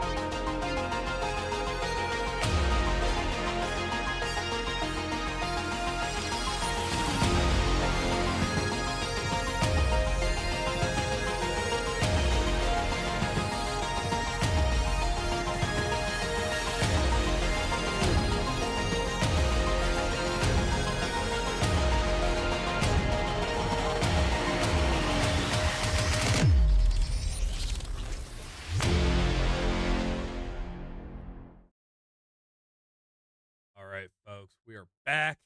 We are back. And we're going to start pulling people in. And after a rough start, this man ended up coming from the back and all the way back up to the front. He definitely didn't deserve how this race started, but he definitely finished it the way he deserved it. And that's Mr. David Steiner. Congratulations on the win tonight, brother. Thanks, Rowan. What Appreciate that, man. I mean, we got to talk about it, obviously. the beginning of the race, you couldn't have been a happy camper right out of the gate there. Well, maybe you can. I haven't actually looked at it yet, but what happened? Tell me. It looks like, from my perspective, I don't want to. Obviously, I'm sure you guys will review it yourselves, obviously, but it just looks like coming out of those little corners there, he just clipped your rear end a little bit and turned you around. Yeah, okay. I mean, the camera won't lie, but I didn't feel it go that way. I just thought I'd lost it, to be honest with you. Really, And Colby immediately said, "I'm sorry, man." I said, "Well, it felt like I did that." I'll take a look later. Yeah, you definitely had a little help. Yeah, okay. And to be honest, I think he actually went off track a little bit too afterwards, because like I think it might have upset his car, because it was right at the start of the race for you guys. Yeah, okay. So Well, it is what it is. maybe there's probably going to be a bit of net code involved. I think that I definitely did not pick up a 4X. I just got 2 out of that, which would normally suggest that it was all me, no contact. So maybe a bit of net code. Either way, I'm cool. I felt like it was me, blamed myself, but otherwise it was good. Hey man, you still ran through the field, man. Give us the overall your thoughts of the race and how it went. I knew it was going to be. The first stint was very important. It's going to be a 23 lapper. Needed to get 12 laps on a tank for the first stint, so I had to fuel save. So I had a bit of extra work to do after lighting up the rear tires and churning a bit of fuel to turn the car back around, and then put on a chase. So I knew I was using a bit, but managed to get back in the groove. Got to within about 6 odd seconds, and those other boys at the front, Nate and Colby right behind him, were hard to catch. And then Nate boxed, and as soon as he pitted, I thought, well, he can't. That Merc's going to be thirsty, right? He's not going to be able to make one stopper here. So I felt confident there, and then it was just Colby ahead. We had little dice, that was good. And then I believe on coming in the box, Colby may have touched the sand, he reckons, and picked up 40 seconds. Oh wow, just hitting the sand, huh? Just from that on his way in, and so he had to sit there for 40 seconds, and that lost him the race. That was a shame. He was doing real well, but it was good racing with both of them. They both had those situations that really took the race away from them, and without those, it would have been a different story. Would have gone right down to the wire, and it's a shame. I feel sorry for him. And this is nothing but a hard track to race. It's 8.5 miles. You guys started in the daylight, worked your way into the nighttime, and Caffrey had some very early misfortune. So I'm sure he's happy to see one of his mates in one of those Dominate cars come out here and get the job done. Yeah, again, it was a shame to see Mick go off there at, I don't know what's name, but around 2018, turn 18, turn 19, somewhere there. Yeah, that was a shame. Shame for him. Hard luck. He'll be back next week. He's been away for a couple, but it's good to see him back, and he'll be back next week. Yeah, I just he could have clicked his fast repair, and then towed, but I don't know if that was in his mind at the time. He wasn't far, really, was he? But it would have meant definitely a 2-stopper for him, but he could have made it work. Yeah. Kurtz, what you got for him? Once again, one of my favorite Australians. Good win, man. Don't have a whole lot for you, but good win, good recovery from that incident at the beginning. Good to see you up there again. Didn't have any doubts. See you next week at, is it Hockenheimring or something? Yeah, I believe it is, yeah. Yep. Possible chance of putting rain into that one. How do you feel about that? Yes. Bring it on. Bring it on. Give a shout out, man. Appreciate it, man. And I look forward to watching it later, chucking it on and see how the other guys went.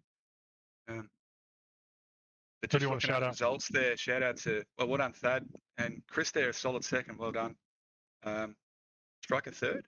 Okay. I thought was tracking Stephen Salas for a while, but Striker may have got up towards the end. But then well done, Nate. Hard luck on the requiring an early stop, and Nate as well. Hard luck on that one. But well done. Thanks to everyone. Yeah, And Salas had an issue. He smacked the wall pretty hard. Must have already used his fast repair earlier on or something, because he took a long time in the pits. So he lost that position to Striker due to going off track and hitting the wall. yeah, that looks fine. Yeah, no, thanks, fellas. And thanks, Courts Virtual Velocity Racing. Appreciate it. Thanks for coming on board. Absolutely. David Steiner is going to be your winner tonight. After some misfortune in the beginning of the race, he still came back and got the job done. We're going to bring you race winner of GTP class. Thaddeus Marshall just came out and did what Marshall does and dominated majority of the race. Walk us through, how the transition went from day to night. Really, it was just trying to continue to hit my marks. I've never raced that track at night before, so it was completely different for me. So luckily I had a big enough lead where if I needed to slow down a bit more, I was able to. Well, it looked, and I don't want to speak for everybody, but I was watching Stryker and he went off track a half a dozen times in the exact same spot. And it looks like, if you didn't downshift correctly at the perfect time, these cars wanted to just kick out from underneath you and just start spinning in a circle like a helicopter. Oh yeah, I've noticed that quite a bit driving these cars. If you downshift it a little bit too quickly or upshift too quickly, it'll just light up the rears and you'll start spinning. And luckily, I didn't kill the car on the last lap. Did it? Because obviously, from day to night, there's going to be a track transition there on how it runs. What adjustments did you have to make later on in the race that was working for you before, but kind of went away in the dark? Mainly it was just my brake markers. I couldn't really see them when it went to night, so it was just they kind of came up on me real quickly. So it was kind of a guessing game where to really brake, and I made a few mistakes at the end of the race. But like I said, luckily I think it was like a minute gap to the next or second place behind me that it didn't really matter. Hey man, the most important thing is you won the race. It's a crown jewel race. I know your teammate James Pierce said he just got off work at like 9 o'clock, so the poor guy missed the race. I'm sure he was really itching to get here. So I mean, congratulations, it was a good race. Church, what do you got for him? Yeah, man, good dominating win. Yeah, good dominating win. Next week is Hockenheimring with a chance of possible rain in the forecast. How do you feel about the rain? Hopefully I have a better outing in the rain than I did last or a couple weeks ago at Zandvoort. So I'll definitely do some practice in it, and we'll hope for the best. And hopefully my teammates back next week. Yeah, for sure, man. Hopefully James can make it back. He's missed a couple races, which, like I was telling Ryan, I don't think it's really going to hurt him all that bad. But since he's been gone, you've been dominant. So there's that. So I mean, teammates can't beat that. But yeah, give your shout outs, buddy. I got to thank you guys up in the booth for broadcasting tonight, and ChopShop for putting on the league race, and the 212 Racing and the guys over there for allowing me to join them in the road racing, and they really helped me out quite a bit. Oh man, there's not a lot to say, man. You dominated. That's all there is to it. But I love it. I love it when you get challenged, and I do want to bring up one thing. I did see you at one point past the GT3s, and when you got in front of them, it almost looked like you cut them off on purpose. Question is, was it something like, hey, you guys held me up, I didn't appreciate it? Or was it like, hey, I need to get back up here because my line for my turn's coming I think it was more just, hey, my line from the turns coming up. I really wasn't trying to cut anybody off. I think that was Colby and the winner of the GT3 class. Steiner, But yeah. I really wasn't trying to cut anybody off. And if I did, I'm sorry for it. No, I mean, dude, it was a sharp move. I was like, holy cow, he he turned back in front of those guys really quick.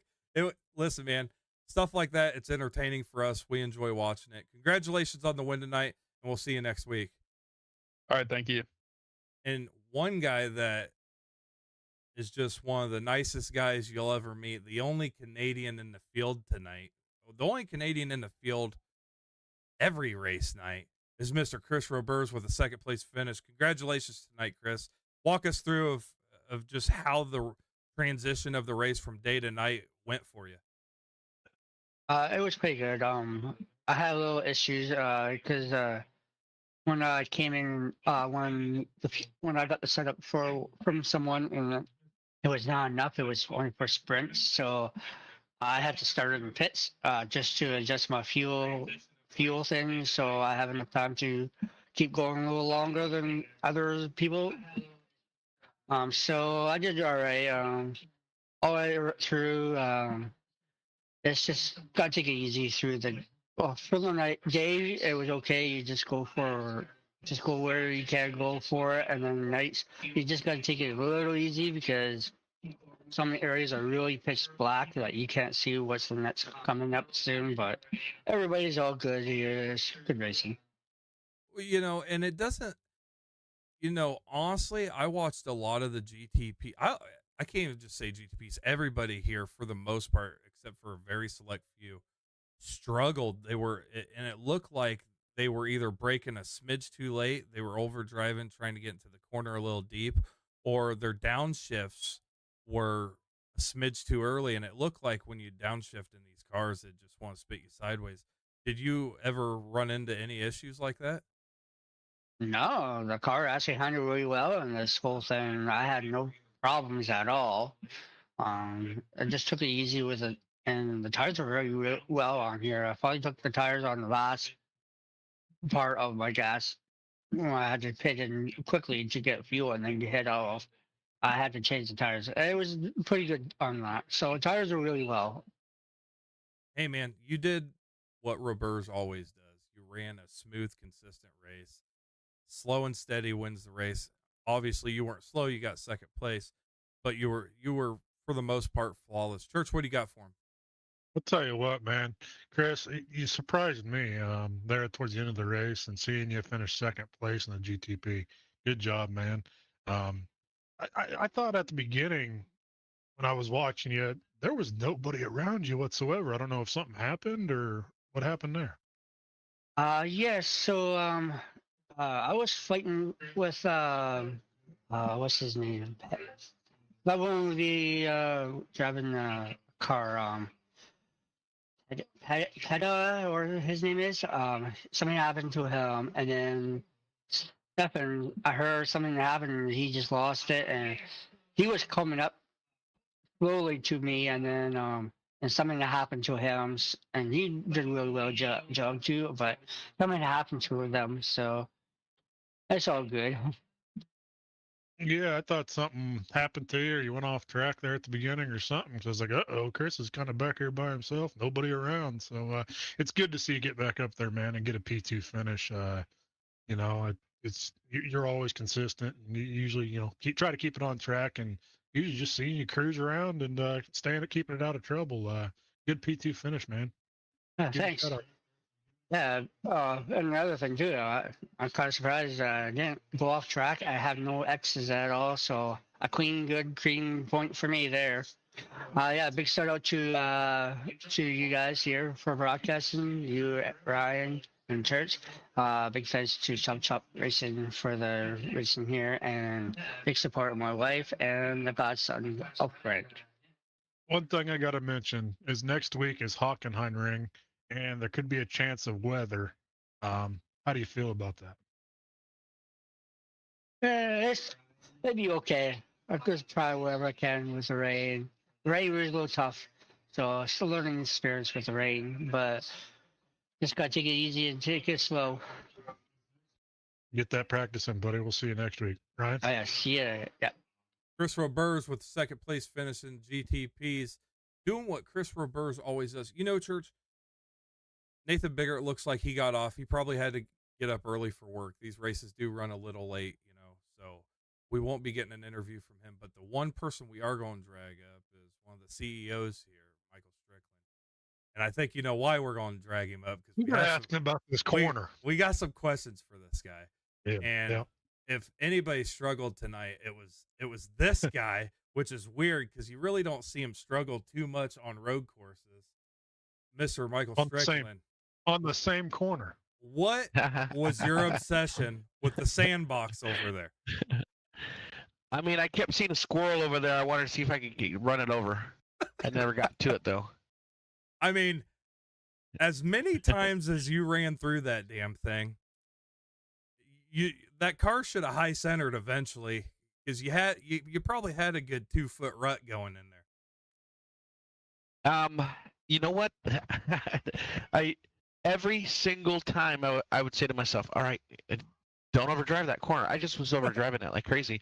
And every single time that it would come up, I'd overdrive it. I'd lock up the brakes. The front tires would lock up, and I end up skidding through and hitting the sand. And then obviously I'd start all over again, tell myself, don't do it again next lap, and I'd do it again. And then once it became dark, it was almost impossible. At this point, I couldn't see it no more. And I just kept spinning and spinning. I think at one point I locked them up like 100 feet before the turn to make sure I didn't go into the dirt, but I still spun it. So yeah, it was just a problem the whole night for me. It's funny because I was on your end car when you first did it, and I was like, well, he's gonna be mad at me for that. He's gonna tell me don't put me on camera no more. You're bad juju. And then you did it again and again. So I jumped on you a little later on, and I watched you try to avoid it. And for me, when you spun it before, it looked like you just downshifted a smidge too early, and it just kicked out from underneath of you. So, I mean, I tell you what, anybody reckon you were the most entertaining all night? Because He'd say Strickland's off track again. I said same corner. He said you won't believe this, but yep. Same corner. There was nothing I could do. Just tonight was not my night. I struggled mightily with every part of this track. I just wasn't here today. Mentally, I wasn't here today. But congrats to the guys that were. They were all solid. I kind of feel bad for Steven Salas because, man, he was running so good early in the race, and then I guess he got caught up. But all in all, it was a good race for everybody. But me, I kind of just lucked into the position that I got. So Hockenheimring next week. How do you feel about the weather? We're going to work on the weather tonight. There isn't anything specific. So odds are we will get some rain in there. We just want to see if we're going to start with some rain or end with the rain or just go rain the entire time. Just kind of depends on what we can get worked up. I did post in the Discord that there's a possibility of rain. It doesn't necessarily mean that we're going to go that way, but there's a real good possibility we'll have a rain race. It just kind of depends. All that being said, I want to touch base on this race one more time here, because I know how you are. You overanalyze everything all the time. That's just the kind of person you are. What were the true difficulties of this race, just overall in general, as a race car driver? At this track, I can only tell you personally for me, because everybody else seemed to be doing good, and they weren't making the same mistakes that I was. I struggle at this track just because it's a high speed. You're coming high speed to sharp corners, at least coming around towards the start of the race. I don't know the actual names of them, but that's where I struggle the most. Getting the car slowed down in time, in the right gear, and then obviously not locking up the brakes. That was my biggest hurdle throughout the race. But everybody else wasn't having that problem. I was the only one having it. So I'm not sure if the setup that I was running was just a little off. I really didn't make any adjustments this week. Didn't put as much time as I should have here. But obviously you can see how I ran this race, that I wasn't prepared. So no excuses. It was just I wasn't prepared. I struggled all race, regardless of what I tried to do.